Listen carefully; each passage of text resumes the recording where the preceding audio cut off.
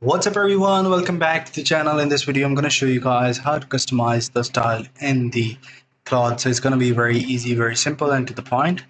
Once you are in the Claude and you will see there are a lot of options. Just go to the co-work and you will see there can be a set of instructions that you can add into the Claude.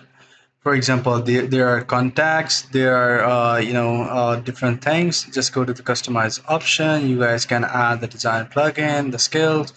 So if you want to explicitly, if you want it to explicitly do something that you want it to do, make sure you edit it and add the instructions in it.